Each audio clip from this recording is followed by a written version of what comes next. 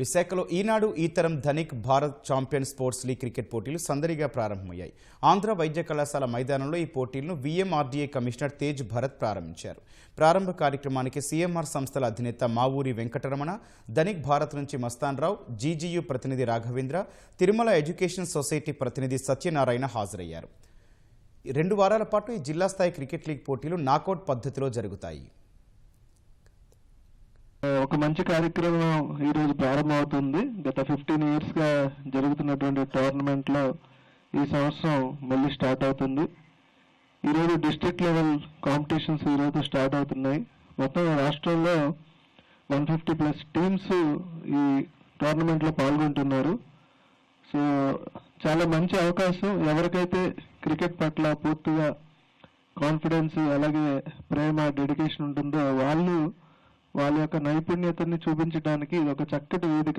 ఇదంతా గ్రామీణ స్థాయి నుండి మొత్తం A to Z 150-200 టీములు ఆడటం అన్నది చాలా గ్రేట్. ఇంత ఆర్గనైజేషన్ చేయడం కూడా చాలా గొప్ప. దానికి ఈనాడుని నేను ఎప్పుడు చేస్తున్నాను. అలాగే ఈనాడులోని ప్రతి ఒక్కరూ ఒక స్పిరిట్తో పనిచేస్తారు. ప్రతి జాబ్ ఏదైనా పని ఇచ్చినప్పుడు ఆ పని మంచి దీని కింద తీసుకుని చేస్తారు. ఏంటంటే ఇది రామోజీరావు గారు వీళ్ళకి పెట్టిన మంచి ఒక విద్య అని అనుకుంటాను. తిరుమల ఎడ్యుకేషనల్ ఇన్స్టిట్యూట్స్ లో కూడా మా పిల్లలందరికీ కూడా డే స్టార్ట్ అయ్యేది యోగాతో స్టార్ట్ అవుతా ఉంది. ఎందుకంటే ఈ పోటీ ప్రపంచంలో చదువులు ఎంత ఇంపార్టెంటో దానికి అనుగుణంగా మన హెల్త్ అనేది కూడా అంతే ఇంపార్టెంట్. హెల్త్ అంటే మనకి ఫిట్నెస్ అనేది కేవలం మనం గ్రౌండ్లోకి పోవటం ద్వారాను, అదేవిధంగా ఆటలు ఆడటం ద్వారానే వస్తూ ఉంటుంది. సో క్రీడలకి విద్యార్థే కాదు, ప్రతి మనిషి జీవితంలో డే 1 నుంచి చివరి వరకు కూడా అంత ప్రాముఖ్యతను కలిగి ఉంటాయి అన్నమాట. Thank you for giving me this opportunity to Inadu Group and Honorable Chairman sir. Thank you so much and I wish you all the best.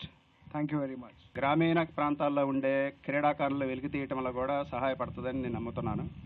And on the half of Dhanik Bharat educational institutions I'm assuring you that and in addition to education we are ready to give the time for sports also.